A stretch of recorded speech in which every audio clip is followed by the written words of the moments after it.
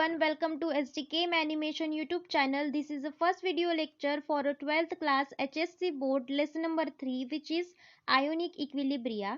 ठीक है, but before starting this हमने प्रीवियस वीडियो लेक्चर में जो आपका सेकंड लेसन है विच इज सॉल्यूशन, तो उसके सभी टॉपिक्स हमने कवर कर रखे हैं. देन आफ्टर दैट जो मोस्ट इंपॉर्टेंट क्वेश्चंस होते हैं बेस्ड ऑन पर्टिकुलर टॉपिक्स, वो भी वीडियो हमने आपको प्रोवाइड करके रखा है. तो आप डिस्क्रिप्शन में जाके प्लेलिस्ट में वो वीडियो देख लेना. देन आफ्टर दैट आज हम हमारा न्यू लेसन स्टार्ट करने जा रहे हैं विच इज आयोनिक इक्विलिब्रिया. ठीक है, जैसे हम हमेशा की तरह लेसन स्टार्ट करने से पहले कुछ बेसिक कॉन्सेप्ट पढ़ते हैं, तो यहाँ पे भी हम कुछ बेसिक कॉन्सेप्ट क्लियर करेंगे अपने, बाद में ही हम अपने मेन टॉपिक पे हम जाएंगे. ठीक है, सो देखिए इन बेसिक कॉन्सेप्ट जो हमारा लेसन का नेम है, ठीक है, पहले उसको ही समझ लेते हैं. अब देखिए लेसन का नेम क्या है, आयोनिक इक्विलिब्रिया. सो ये आयंस क्या होते हैं इसका मीनिंग भी हमको पता होना चाहिए. तो देखिए हमने डेफिनेशन में क्या लिखा, एनी एटम और group of atom that have a charge on it are called ions. ठीक है, हमने क्या कहा, ऐसे एटम या फिर एटम का जो ग्रुप होता है उनके ऊपर चार्ज होता है, ठीक है, उस चार्ज को हमने क्या कहा, आयंस कहा. ठीक है, सिंपली हम ऐसे कह सकते हैं जो आपके एलिमेंट्स होते हैं जैसे कि हाइड्रोजन, ठीक है, ऑक्सीजन, क्लोरीन, ब्रोमीन, ठीक है, जितने भी आपके एलिमेंट्स हैं इनके ऊपर अगर चार्ज हो, अब चार्ज कौन सा, तो पॉजिटिव या फिर निगेटिव चार्ज. ठीक है, तो जिस एलिमेंट पे चार्ज होते हैं ऐसे एलिमेंट को हम क्या कहेंगे, आयंस कहेंगे. सिंपल है.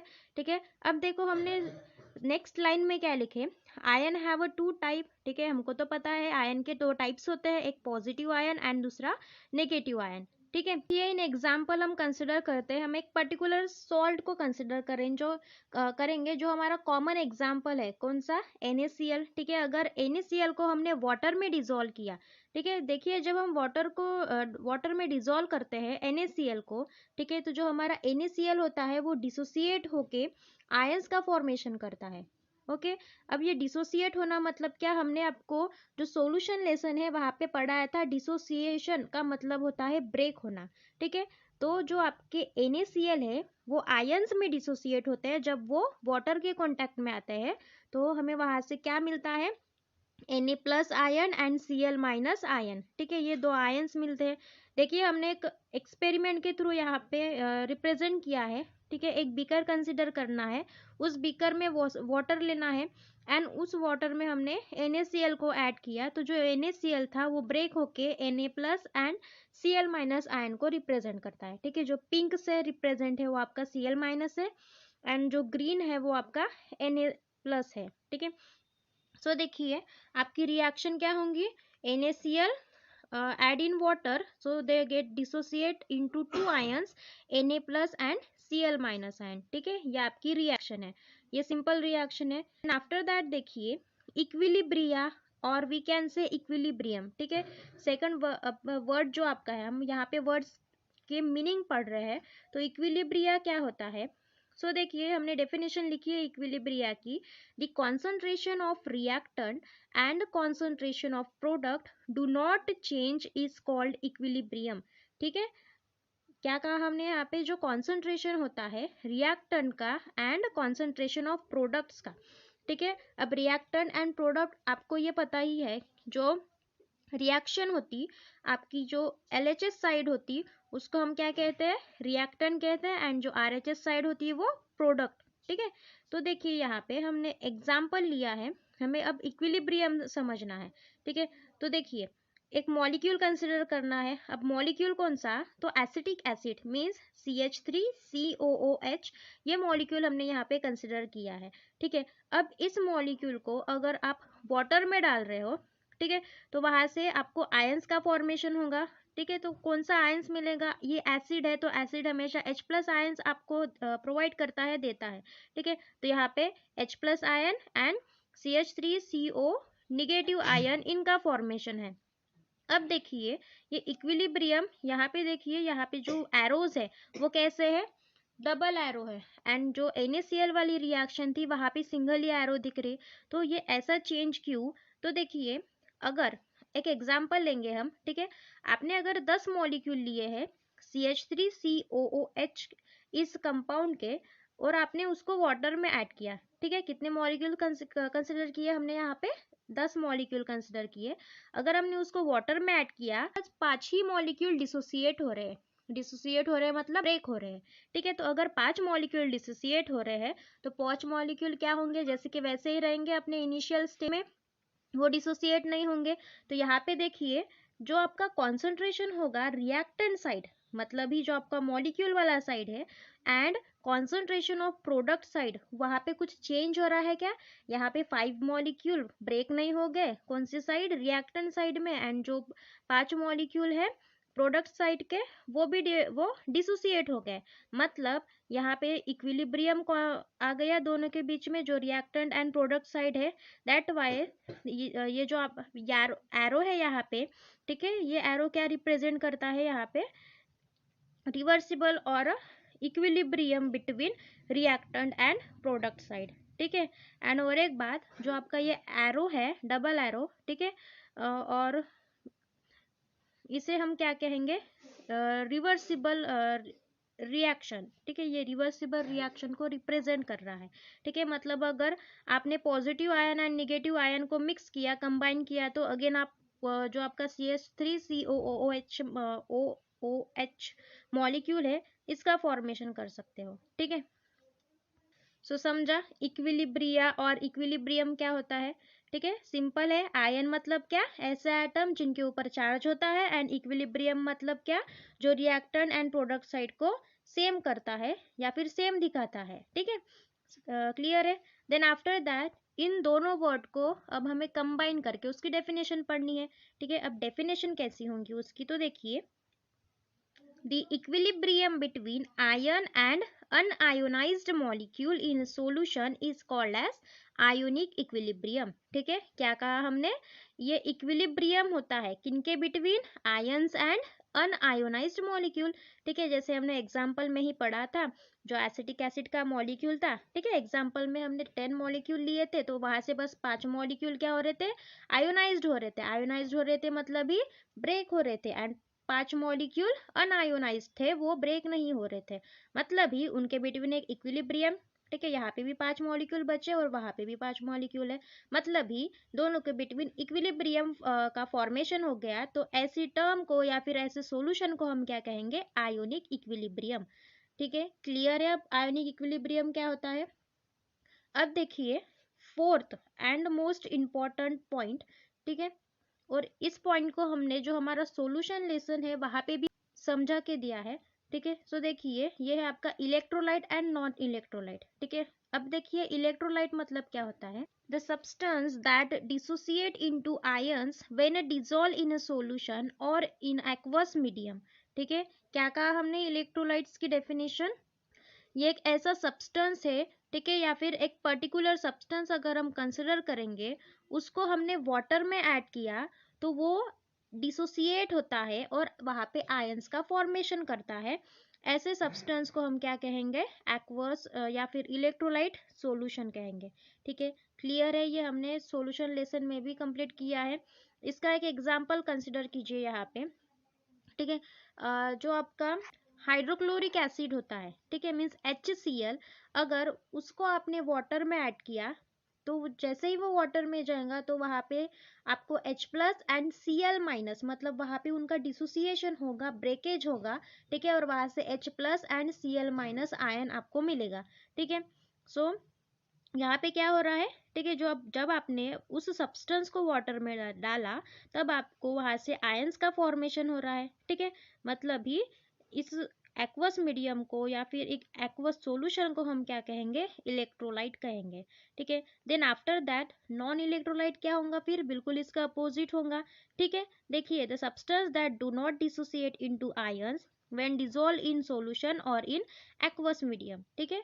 एक ऐसा सब्सटेंस जो वाटर में डालने के बाद डिसोसिएट नहीं होता है, ठीक है, ब्रेक नहीं होता है और वहां पे आयंस का फॉर्मेशन नहीं करता है, तो ऐसे सब्सटेंस को हम क्या कहेंगे? नॉन इलेक्ट्रोलाइट कहेंगे। इन एग्जांपल जो आपका सुक्रोज होता है, अगर आपने उसको पानी में भी डाला तो वो बिल्कुल ब्रेक नहीं होता, जैसे इनिशियल था फाइनल भी आपको वैसे ही मिलेगा उसका, ठीक है। क्लियर है electrolyte and non electrolyte? Then after that अब देखिए next term, electrolytic solution has a two types, ठीक है, मतलब हमारी अब ये सेकंड टर्म है, ठीक है। यहाँ पे क्या दिया है उन्होंने कि जो इलेक्ट्रोलाइट सॉल्यूशन होता है वो दो टाइप्स होते हैं उसके, ठीक है। ये हमने सभी पढ़ा है, यहाँ पे सभी रिपीट हो रहा है इस लेसन में, बट क्लियर कर लेंगे यहाँ पे भी, ठीक है। अब देखिए जो इलेक्ट्रोलाइट सॉल्यूशन होता है उसके दो टाइप्स होते हैं, पहला स्ट्रॉन्ग इलेक्ट्रोलाइट एंड दूसरा वीक इलेक्ट्रोलाइट, ठीक है। अब स्ट्रॉन्ग इलेक्ट्रोलाइट क्या होता है, तो देखिए उसकी definition, the strong electrolyte are dissociate completely or ionized completely, ठीक है। हमने क्या कहा यहाँ पे, इलेक्ट्रोलाइट डिसोसिएट तो हो रहा है बट वो पूरे का पूरा डिसोसिएट हो रहा है या पार्शियली डिसोसिएट हो रहा है, ठीक है, ये तो हमें नहीं पता। तो दैट्स वाई इलेक्ट्रोलाइट्स के भी दो टाइप्स होते हैं, पहला स्ट्रॉन्ग एंड दूसरा वीक। तो जो स्ट्रॉन्ग इलेक्ट्रोलाइट होता है वो कंप्लीटली डिसोसिएट होता है, ठीक है। अगर आपने 10 मॉलिक्यूल किसी भी सब्सटेंस के वाटर में ऐड किए हैं तो वो जो 10 मॉलिक्यूल है आपके पूरे के पूरे ब्रेक हो जाएंगे, ठीक है। तो उस सब्सटेंस को हम क्या कहेंगे, स्ट्रॉन्ग इलेक्ट्रोलाइट, ठीक है। हमने यहाँ पे देखिए एग्जाम्पल में क्या लिखा है, strong acid, strong base and salt, ठीक है, ये कंप्लीटली डिसोसिएट होते हैं। देन आफ्टर दैट देखिए वीक इलेक्ट्रोलाइट में उसकी definition, the weak electrolyte are dissociate partially और आयोनाइज्ड पार्शियली, ठीक है। हमने क्या कहा यहाँ पे, वीक इलेक्ट्रोलाइट डिसोसिएट होते हैं बट कैसे, पार्शियली, पार्शियली मतलब आधे आधे डिसोसिएट होंगे। इन एग्जाम्पल वीक एसिड और वीक बेस। देखिए हमने इनिशियल एग्जाम्पल लिया था एसिटिक एसिड का, मतलब जो आपका CH3COOH कंपाउंड है, ठीक है। उस कंपाउंड में उस कंपाउंड को हमने जब वाटर में ऐड किया तो वो जो कंपाउंड है वो पार्शियली डिसोसिएट हो रहा था, ठीक है। अगर आपने उसके 10 मॉलिक्यूल वाटर में ऐड किए थे तो वहां पे बस वो 5 ही मॉलिक्यूल आपके डिसोसिएट हो रहे हैं, ठीक है। तो अगर 5 मॉलिक्यूल डिसोसिएट हो रहे हैं मतलब ही आपका जो पर्टिकुलर कंपाउंड है वो कैसा कंपाउंड है, वीक इलेक्ट्रोलाइट कंपाउंड है, ठीक है। एंड वन मोर थिंग, यहाँ पे एक बात हमेशा ध्यान में रखना कि जो वीक इलेक्ट्रोलाइट होते हैं वही डिग्री ऑफ डिसोसिएशन शो करेंगे, ठीक है। हमारी नेक्स्ट टर्म आने वाली है यहाँ पे degree of dissociation. So simply we can say the weak electrolyte dissociate only partially in a dilute aqueous solution. Okay, an equilibrium thus can be established between the ion and unionized molecule. The ionization reaction there is represented by the double arrow. ठीक है, ये बात आप हमेशा यहाँ पे ध्यान में रखना, ठीक है। जो वीक इलेक्ट्रोलाइट्स होते हैं वो पार्शियली डिसोसिएट होते हैं इन एक्वस सॉल्यूशन, एंड जो इक्विलिब्रियम इस्टेब्लिश होती है किनके between, ions and non ionized molecule, ठीक है, उसी को हम क्या कहेंगे, वीक इलेक्ट्रोलाइट। मतलब ही हमारा जो वीक इलेक्ट्रोलाइट है वही आपको यहाँ पे क्या शो करेगा, ionized and non ionized molecule, और we can say equilibrium between them, ठीक है। एंड वन मोर थिंग, जो आयोनाइजेशन रिएक्शन होती है वो हम उसको किससे रिप्रेजेंट करने वाला है, डबल एरो से रिप्रेजेंट करने वाले हैं, ठीक है। सो अब देखिए next term degree of dissociation क्या होता है, ठीक है। मोस्टली हम डिग्री ऑफ डिसोसिएशन को अल्फा से रिप्रेजेंट करते हैं।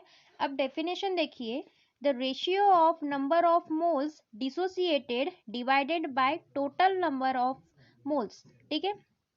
क्या है हमारी डेफिनेशन, ये एक रेशियो है, किसका रेशियो है, नंबर ऑफ मोल्स डिसोसिएट, मतलब कितने नंबर ऑफ मोल्स है आपके डिसोसिएट हुए हुए, एंड उनके डिवीजन में क्या है, टोटल नंबर ऑफ मोल्स, ठीक है। ये क्या हो गया आपका degree of dissociation.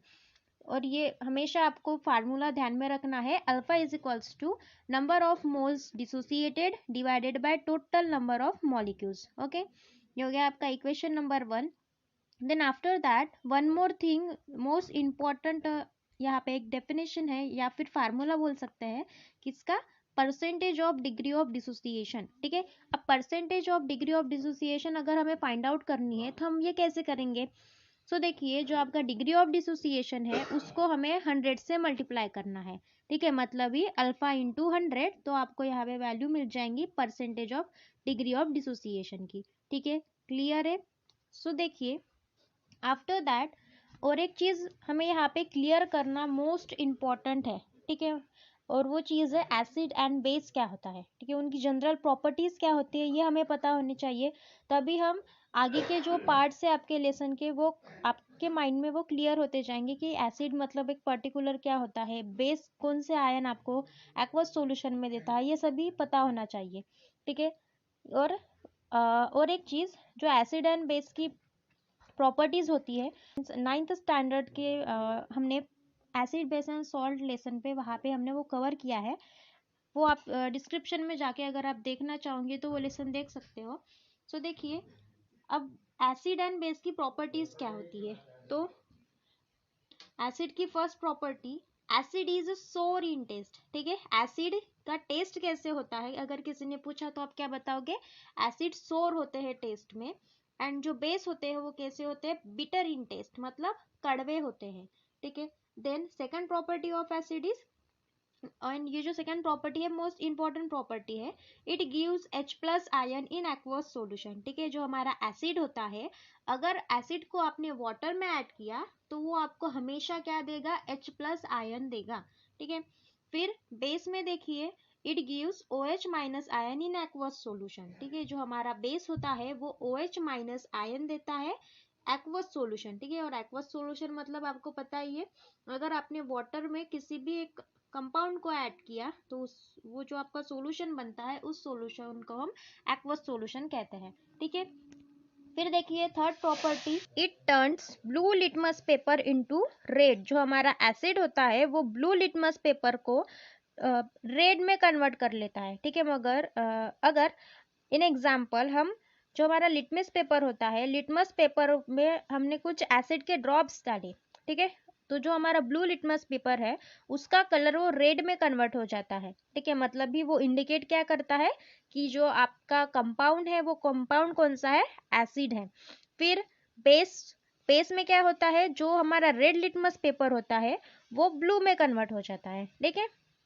And last property है कि जो हमारा एसिड होता है वो मेटल को करोट करता है, एंड जो हमारे बेसिस होते हैं सोफी इन टच, ठीक है। सोफी इन टच मतलब ही जो साबुन होती है आपकी, ठीक है, साबुन होती है वो सोफी इन टच होती है, मतलब ही सॉफ्ट होती है, ठीक है। तो ये हो गए general properties of acid and base. अब देखिए हम अपने मेन टॉपिक्स पे आएंगे। एसिड एंड बेस की डेफिनेशन हम 3 वे से पढ़ने वाले हैं, मतलब 3 डेफिनेशंस पढ़ने वाले हैं जो अलग अलग साइंटिस्ट ने हमें दी गई है, ठीक है। अब ये अलग अलग साइंटिस्ट कौन है, तो फर्स्ट है आपका Arrhenius theory of acid and base, ठीक है। Second is a Bronsted Lowry theory, and last is Lewis theory, ठीक है। सो देखिए फर्स्ट हम देखेंगे यहाँ पे Arrhenius theory of acid and base, ठीक है। जो स्वीडिश साइंटिस्ट है अरेनियस, उन्होंने ये थ्योरी को पुट किया, जो हमारा एसिड एंड बेस है, ठीक है, उनकी उन्होंने डेफिनेशन दी इन ईयर 1887, ओके। सो देखिए first definition of acid, acid क्या होते हैं, an acid is a substance which on dissolving in a water give rise to H plus ion as only cation, ठीक है।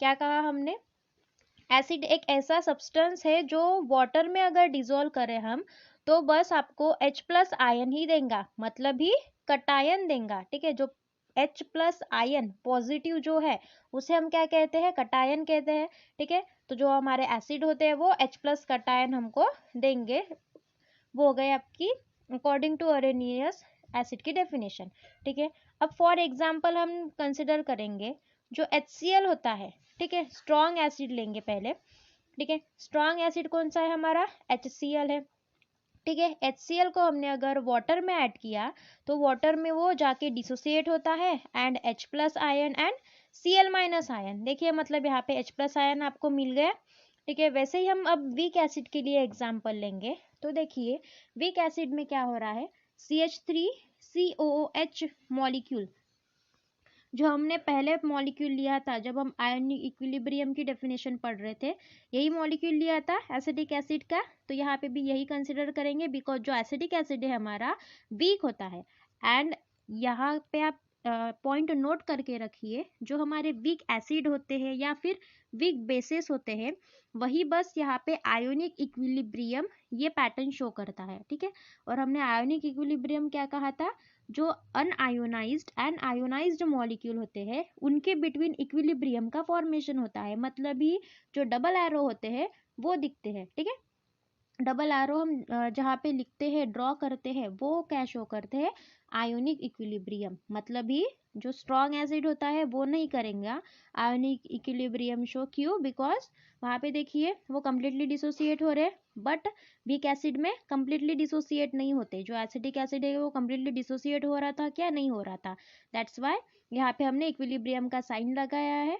सो हमें प्रोडक्ट में क्या दे रहे हैं? वो CH3OO minus and again H+ ion यहाँ पे दे रहा है। ठीक है, मतलब हमने एसिड की जो सेकंड प्रॉपर्टी पढ़ी थी हमने, it give H+ ion in aqueous solution, तो हमको यहाँ पे H+ आयन मिल रहा है अकॉर्डिंग टू अरेनियस। ठीक है, क्लियर है इतना? फिर देखिए हमने क्या यहाँ पे पॉइंट लिखा है, weak acid shows equilibrium between ions and unionised molecule. ठीक है, जो अभी मैंने एक्सप्लेन किया आपको, ये वही टर्म है। फिर देखिए नेक्स्ट टर्म बेस। अब बेस क्या है? Base is a substance which on dissolving in water give rise to OH minus ion is called anion. ठीक है, क्या है हमारा बेस? बेस ये एक ऐसा सब्सटेंस है जिस अगर हमने इसको वाटर में डिसॉल्व किया तो हमको OH माइनस आयन देता है। ठीक है, उसको हम क्या कहेंगे? बेस कहेंगे या फिर अनायन।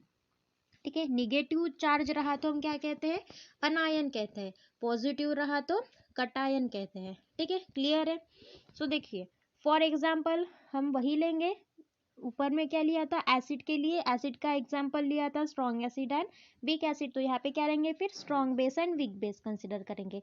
तो स्ट्रॉन्ग बेस हमारा होता है NaOH। ठीक है, जो कम्प्लीटली डिसोसिएट होते हैं वो स्ट्रॉन्ग बेस होंगे, और जो कम्प्लीटली डिसोसिएट नहीं हो रहे हैं, पार्शियली डिसोसिएट हो रहे हैं, तो वो क्या हो गए? हमारे वीक बेस हो गए।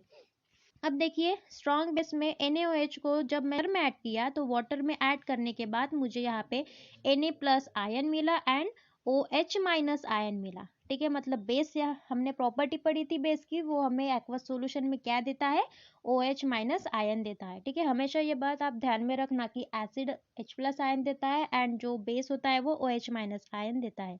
ठीक है, अब देखिए वीक बेस को कंसिडर कीजिए। वीक बेस है आपका NH4OH।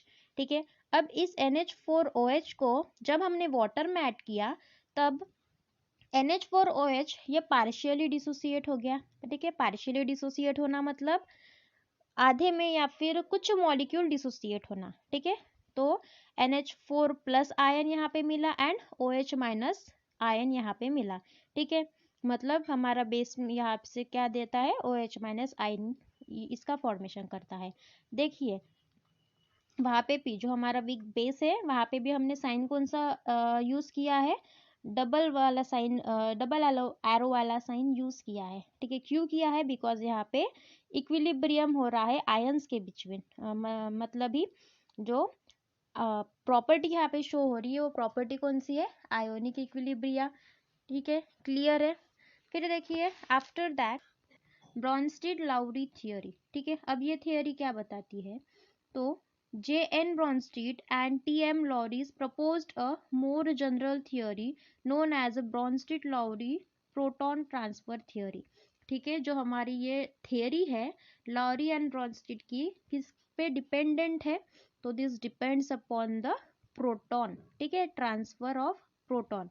सो देखिए according to this theory acid and base की डेफिनेशन कैसी होगी? First, acid is a substance that donate a proton और we can say H+ ion to another substance. ठीक है, हमने क्या कहा यहाँ पे? एसिड क्या होता है? एसिड ये एक ऐसा सब्सटेंस होता है जो प्रोटॉन को डोनेट करता है दूसरे सब्सटेंस को। अब दूसरा सब्सटेंस हम कंसिडर करेंगे तो बेस। ठीक है, एसिड किसको डोनेट करेगा? बेस को अपना H+ आयन डोनेट करेगा। तो ये क्या हो गई हमारी एसिड की डेफिनेशन। फिर देखिए बेस क्या होता है? Base is a substance that accept a proton. ठीक है, अब बेस क्या है? जो दूसरे से प्रोटॉन को एक्सेप्ट करता है, मतलब भी H+ आयन को एक्सेप्ट करता है अनदर सब्सटेंस से, ऐसे सब्सटेंस को हम क्या कहेंगे? बेस कहेंगे। अब दूसरे सब्सटेंस से मतलब भी वो किससे ले रहा है H+ आयन? एसिड से ही ले रहा है, बिकॉज एसिड ही डोनेट करेगा। अगर एसिड डोनेट करेगा तो बेस एक्सेप्ट करेगा। ठीक है, अब देखिए फॉर एग्जाम्पल से हम यहाँ पे क्लियर कर लेंगे। देखिए HCl है as a acid and NH3 as a base. ठीक है, जब हमने दोनों को मिक्स किया तो क्या हो गया? यहाँ पे एक इक्विलिब्रियम का फॉर्मेशन हो गया। ठीक है, अब देखिए, जब एसिड ने मीन्स जो HCl है वहां से अगर हम हाइड्रोजन को रिमूव करें तो ये हाइड्रोजन किसके पास चला जाएगा, बेस के पास चला जाएगा। ठीक है, तो फिर बेस के पास कितने हाइड्रोजन होंगे, फिर 4 हाइड्रोजन, पहले के 3 और अभी का ये 1, मतलब ही यहाँ पे फार्मूला क्या हो गया हमारा, NH4। ठीक है, एंड जो ये Cl माइनस है वो यहाँ पे अकेला रह गया। ठीक है, तो जो NH4 है यहाँ पे कैसे एक्ट करेगा, as a acid, and Cl minus as a base. Clear है। फिर देखिए यहाँ पे और एक टर्म हमें कंसिडर या फिर पढ़नी है, वो टर्म कौन सी है, तो कॉन्जुगेट एसिड बेस पेयर। ठीक है, कॉन्जुगेट एसिड बेस पेयर क्या होती है, ये बात आप हमेशा ध्यान में रखना और ये क्लियर रखना डेफिनेशन। जो ब्रॉन्स्टेड लॉरी थियोरी है ये इंपॉर्टेंट थियोरी है। ठीक है, बिकॉज यहाँ पे 4 डेफिनेशन है और आपको ये एग्जाम में आ भी सकता है। ठीक है, सो देखिए कॉन्जुगेटेड एसिड बेस पेयर। अब देखिए conjugated acid and conjugated base क्या होता है। सो conjugated acid, the acid which is produced when the base accept the proton is called as a conjugated acid। ठीक है, conjugated acid कब form होता है या फिर एसिड का फॉर्मेशन कब होता है, जब बेस H प्लस आयन या फिर प्रोटॉन एक्सेप्ट करेगा एसिड से, तब उस एसिड को हम क्या कहेंगे, कॉन्जुगेट एसिड कहेंगे। क्लियर है, समझो इतना। फिर देखिए बेस क्या होता है, the base which produced when the acid donates proton is called as conjugated base। ठीक है, बेस क्या होता है, conjugated base। जब बेस का फॉर्मेशन कैसे होता है, तो जब एसिड अपना प्रोटॉन डोनेट करता है तब वहां पे कॉन्जुगेट बेस का फॉर्मेशन होता है। ठीक है, यहाँ पे उल्टा हो रहा है, क्या हो रहा है यहाँ पे, जब आपका जो बेस होता है जब प्रोटॉन को एक्सेप्ट करेगा तब आपका कॉन्जुगेट एसिड का फॉर्मेशन होगा, एंड जब बेस होता है वो एसिड से या फिर एसिड होता है जो डोनेट करता है प्रोटॉन को। ठीक है, तो बेस आपका यहाँ पे कौन सा हो जाएगा, कॉन्जुगेटेड बेस हो जाएगा। अब देखिए एग्जांपल लेंगे हम, HCl आपका एसिड है एंड जो H2O है आपका बेस है। ठीक है, अब देखिए कॉन्जुगेट एसिड के अकॉर्डिंग जो आपका बेस है वो H प्लस मीन्स आपका जो प्रोटॉन है वो एक्सेप्ट करेगा। ठीक है, H प्लस मतलब ही प्रोटॉन होता है। सो H2O ने अगर H प्लस आयन को एक्सेप्ट किया तो वहां पे किसका फॉर्मेशन होगा, ऑब्वियसली H3O। ठीक है, और जब हमारा बेस H प्लस आयन को एक्सेप्ट करता है तब वहां पे किसका फॉर्मेशन होता है, कॉन्जुगेटेड बेस का फॉर्मेशन होता है। तो जो H3O है वो आपका क्या हो गया, यहाँ पे कॉन्जुगेटेड बेस हो गया। ठीक है, एंड जो आपका रिमेनिंग Cl माइनस है वो आपका क्या हो गया, कॉन्जुगेटेड एसिड हो गया। ठीक है, बिकॉज आपका जो एसिड है उसने क्या किया, आपका H प्लस आयन किसको डोनेट कर दिया, बेस को डोनेट कर दिया। ठीक है, अकॉर्डिंग टू कॉन्जुगेटेड एसिड। ये डेफिनेशन आप अच्छे से पढ़िए, क्या कहा उन्होंने वहां पे, जब आपका बेस होता है वो आपका H प्लस आयन एक्सेप्ट करता है एसिड से, तब उस एसिड को हम क्या कहेंगे, कॉन्जुगेटेड एसिड। मतलब जो Cl माइनस बचा है यहाँ पे ये क्या हो गया आपका, कॉन्जुगेटेड एसिड। क्लियर है। अब देखिए इसके बाद कॉन्जुगेटेड बेस पेयर। ठीक है, अब यहाँ पे कॉन्जुगेटेड बेस पेयर जो है H2O एंड Cl। ठीक है, ये आपकी पहली पेयर है कॉन्जुगेटेड बेस पेयर, या फिर HCl एंड H3O इसको कंसिडर कर लेते हैं हम, पहली ये आपकी कॉन्जुगेट बेस पेयर है। ठीक है, conjugate acid base pair and H2O and Cl minus ये आपकी conjugated acid pair second pair है ये। ठीक है, क्लियर है इतना, ये डेफिनेशन ध्यान में रखना। देन आफ्टर दैट देखिए लेविस थ्योरी क्या होती है, थर्ड थियोरी है हमारी एंड लास्ट लेविस थ्योरी। तो देखिए according to this theory acid and bases are defined as a follow.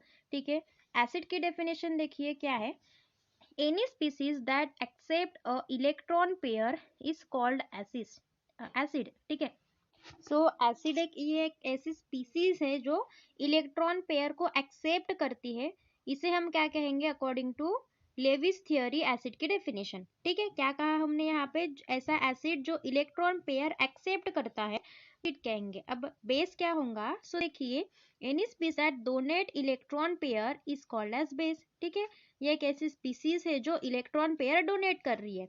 देखिए जो एसिड है हमारा यहाँ पे क्या कर रहा है, इलेक्ट्रॉन पेयर को एक्सेप्ट कर रहा है, ठीक है, एंड बेस क्या कर रहा है, यहाँ पे इलेक्ट्रॉन पेयर को डोनेट कर रहा है।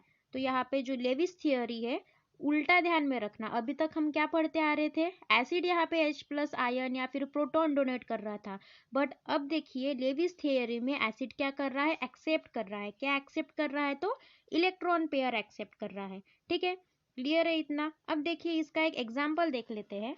सो देखिए हाइड्रोजन मीन्स H+ आयन, उसको हमने एक एज एसिड कंसिडर किया है एंड यहाँ पे NH3 ग्रुप लिया है, ठीक है। तब देखिए जो NH3 ग्रुप होता है उसके पास एक लोन पेयर होती है, मतलब ही इलेक्ट्रॉन पेयर, ठीक है। जो लोन पेयर होती है उसे हम इलेक्ट्रॉन पेयर बोल सकते हैं यहाँ पे, ठीक है। जो दो डॉट से रिप्रेजेंट किया गया है वो आपकी क्या है, यहाँ पे लोन पेयर है, ठीक है। अब देखिए जो ये एरो है हम बी के पास डाइवर्ट कर रहे हैं, मतलब बी की तरफ दिखा रहे हैं ये एरो को, मतलब ही जो हमारा एसिड है इस बेस के पास से NH3 जो है आपका वो बेस है, ठीक है। तो ये जो इलेक्ट्रॉन पेयर ये एक्सेप्ट करेगा, ठीक है। एक्सेप्ट करने के बाद वो जो नाइट्रोजन है उसके साथ कंबाइन हो जाएगा और एक कंपाउंड का फॉर्मेशन करेगा, ठीक है। तो देखिए जब हम रिएक्टेंट साइड में देखें कि जो हमारा लोन पेयर हमारा एसिड एक्सेप्ट कर रहा है, तो प्रोडक्ट में हमें क्या मिल रहा है, BF या फिर H+ ion attach to nitrogen atom, मतलब ही यहाँ पे क्या मिल रहा है, हमें NH4 का फॉर्मेशन हो रहा है, ठीक है। क्लियर है इतना, समझा लेविस थियोरी क्या होती है। So again next term is amphoteric nature of water, ठीक है। अब ये एम्फोटेरिक वर्ड क्या है, इसका मीनिंग क्या है। सो देखिए एम्फोटेरिक मतलब क्या, जो बोथ प्रॉपर्टी शो करे, ठीक है। अगर अकॉर्डिंग टू एसिड हम कंसिडर करेंगे तो जो वाटर होता है हमारा उसके पास एबिलिटी होता है दो प्रॉपर्टी शो करने की। अब दो प्रॉपर्टी कैसी, तो जो हमारा वाटर है वो एसिड की तरह एक्ट कर सकता है, कभी कभी बेस की तरह भी एक्ट कर सकता है, मतलब ही इस नेचर को हम क्या कहेंगे, एम्फोटेरिक नेचर कहेंगे, ठीक है। हमने यहाँ पे देखिए लिखा भी है कि the water has ability to act as an acid as well as base, ठीक है। वाटर के पास एक ऐसी टेंडेंसी है, एबिलिटी है कि वो एसिड के जैसे और बेस के जैसे भी एक्ट कर सकता है। Such behaviour is known as amphoteric nature of water, ठीक है। ऐसे बिहेवियर को हम क्या कहेंगे, एम्फोटेरिक नेचर ऑफ वाटर। और ये लाइन आप अंडरलाइन करके रखिए, नोट करके रखिए कि जो एम्फोटेरिक नेचर कोई शो करता है, ऐसे आपने ऐसा किसी ने पूछा आपको तो आप क्या बताओगे, वाटर एम्फोटेरिक नेचर यहाँ पे शो करता है, ठीक है। अब फॉर एग्जांपल हम लेंगे, सो देखिए यहाँ पे एसिड में हमने क्या लिया है, वाटर को लिया है, ठीक है। पहले एसिड के लिए हम यहाँ पे यूज करेंगे। सो हमारा H2O क्या है, यहाँ पे एसिड है, ठीक है, एसिड के जैसे एक्ट करेगा एंड बेस में हमने लिया है NH3, ठीक है। सो देखिए जो बेस है हमारा वो क्या कर रहा है, यहाँ से एसिड की तरफ से एक प्रोटॉन को अपने पास ले रहा है, मतलब हाइड्रोजन को अपने पास ले रहा है। अब हाइड्रोजन को अपने पास ले रहा है तो जो हमारा एसिड था मीन्स वाटर था, अगर हाइड्रोजन एक चला गया वहां से तो वहां पे क्या बचेगा, OH- बचेगा एंड NH3 जो है वो प्रोडक्ट साइड में क्या हो जाएगा, NH4+, ठीक है। ये आयंस हमको मिलेंगे। फिर देखिए बेस के लिए हम वाटर को कंसिडर करेंगे तो H2O + HCl, ठीक है। एसिड हमारा यहाँ पे क्या है, HCl है। अब देखिए इस बेस ने क्या किया, एसिड की तरफ से H+ आयन को ले लिया, ठीक है। तो जो एसिड की तरफ से जब उसने H+ आयन लिया तो हमको यहाँ पे क्या मिला, H3O, ठीक है। ये कंपाउंड मिला, मीन्स ये आयन मिला, ये कैसा आयन है, पॉजिटिव आयन है। एंड जो Cl- मीन्स जो आपका बेस है वो यहाँ पे कैसे, निगेटिव में, ठीक है। क्लियर है इतना। सो देखिए H2O acts as an acid towards NH3 and as a base towards HCl, therefore H2 is a amphoteric in nature, ठीक है। जो आपका वाटर है वो एसिड की तरह एक्ट कर सकता है जब हमने NH3 को बेस के जैसे कंसिडर किया था, ठीक है। और जब हमने एसिड को बेस की तरह ट्रीट किया था तो आपका जो HCl है, एसिड है, ठीक है, वो अपना H+ आयन उसको डोनेट करके क्या कर रहा था, वहाँ पे H3O का फॉर्मेशन कर रहा था, ठीक है। तो ऐसे नेचर को या फिर वाटर के ऐसे नेचर को हम क्या कहेंगे, एम्फोटेरिक नेचर। क्लियर है इतना, सो आज के लिए बस इतना ही। If you like this video so please like share and subscribe, and आपको कोई डाउट होगा तो प्लीज़ मुझे कमेंट सेक्शन में बता दिया करिए, ठीक है। Thanks for watching. Hello everyone, welcome to S D के